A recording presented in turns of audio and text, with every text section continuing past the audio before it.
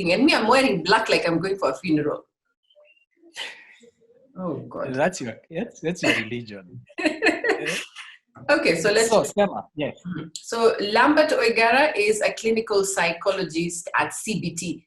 Thank you for joining us on Life in Isolation. Please tell us a little bit about yourself and what you do. As you put it correctly, my name is Lambert Oigara Onderi. I'm a clinical psychologist. What I do by day is basically assist people to really understand themselves better through taking them through a journey of self-discovery, and we are able to assist them to find their way in the process that we call therapy or psychotherapy. Okay, that's amazing. Yes. Because we're trying to find ourselves in this pandemic of coronavirus. People are doing something they've never done before. That is social isolation. We are social beings. So maybe if we can just skip to our first question, how do we cope with this very new thing of social isolation?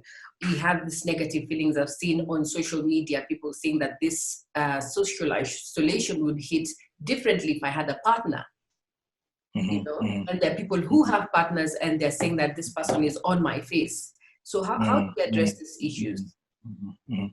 Najma, I think that's a very good question you've asked. And I think, like you put it very well, that this is something that has never happened to us before. And especially the reality of being in a society that is fast-paced. We are always in a routine. We wake up very early. We are hardworking Kenyans. Yes. And then suddenly you're told that you cannot leave your house. You have to stay in. It clearly demonstrates that, I mean, you as an individual, you are no longer in control, because as individuals, you're always in control. We like being in charge. But suddenly when things come to a halt and you're told stop, yes, then it becomes very, very tricky. But also, what I would say, it's an opportunity. To answer your question, I mean, people are saying that, maybe things would have been different if I had a partner, or maybe those who have a partner also possibly saying, okay, I mean, it's different. For once, I'm able to sit with my partner, and it could be an opportunity. So I think when you look at it, all those are opportunities to help you start kind of reflecting on yourself. Yes. Actually, mostly in treatment, in therapy, there is always a question we ask people: who am I? You know, this is an opportunity for you who is possibly not in a relationship to start actually asking yourself those very critical, important questions. Starting a journey of self-rediscovery, rediscovering yourself, because possibly we've just been moving up and about doing things, but we don't really know who we are. So it could be an opportunity for those of you who are single, saying that, oh, if I had a partner, it would have been different. It's an opportunity for you to start really thinking and reflecting about your life. Yes. And saying, perhaps is there something I might want to start doing differently moving forward in terms of relationships? Do I even know myself? Okay. Did I at some point maybe lose my identity, who I am? Okay, have I been just doing things just because I have to do them? This is an opportunity for you to start reevaluating about your health. Yes. Because many a times maybe we don't even take time to think about our mental health, our physical health.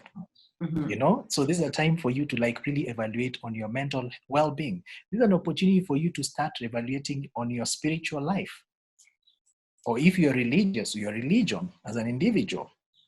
Okay, this is an opportunity for those people who are alone to actually start focusing on things that they can do that can bring them joy. Yes. Because, you know, possibly we've been working from Monday till Sunday. The only time we have as Kenyans perhaps is on a Saturday you go and party. Yeah. And then on Sunday you have to like really unwind. And then Monday again, you're back to the same routine. So this is it is a very good opportunity for you to actually start asking yourself those critical questions. Yes. Start journaling. Okay, start reflecting on yourself. If you're a person who likes writing, of course, not everyone might really want to journal.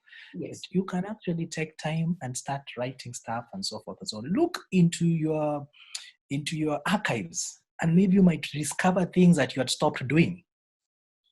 Yeah. And you start doing them again. Mm-hmm. So all is not lost for those who are single. Yes. Because sometimes when you're in such a situation, you actually realize all of a sudden that you've been running and you're all by yourself. Yeah. So it is actually another opportunity for you to start asking yourself, is there something I might want to do differently moving forward? Yeah. Okay. Another thing that we might want to focus on is something called mindfulness. Mindfulness is a very important approach in treatment. Yes. That helps people to focus on the present moment, the now. Because what would cause the anxiety? Because all these people are describing anxiety. You are worried about this moment and what's going to come out of this very moment. Because you're on lockdown, you don't know what to do, where to go. And the minute you think about going out, you're like, okay, there's this invisible thing. Yeah. I don't know how I'll get it, and so forth and so on. So you think about all that, and it arouses fear. True. And the more you stay in the house, the more you start developing apprehension. And those symptoms of anxiety will present themselves. Yeah. And the minute these symptoms of anxiety present themselves, then you start actually asking yourself this very important question these people are asking. I'm alone. Could I have a partner? Could it have been different? Those of us who have partners, also it's an opportunity to also focus on the mindfulness, because you're focusing on now and what you can do in this moment. What is within your control? What is not within your control? Then you leave it and hope for the best as you live one day at a time. Absolutely. So the couples, honestly, again, for them, it's an opportunity. It's a golden opportunity. If you've not been seeing each other, if you possibly have had a very busy career, both of you, it is also now time for you to really also take, do some stock taking and ask yourselves, where are we in a relationship? True. Okay, are we happy with where we are? Do we want to possibly sit back and talk about what we want now moving forward? So I think this thing is an opportunity in itself if we critically think about it. And there are so many things that you can actually do. It's just that we were so conditioned doing things in a certain way that it becomes difficult to adjust. Yes.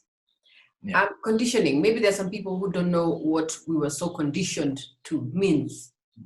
Yeah, maybe just explain that briefly before we go to the next one.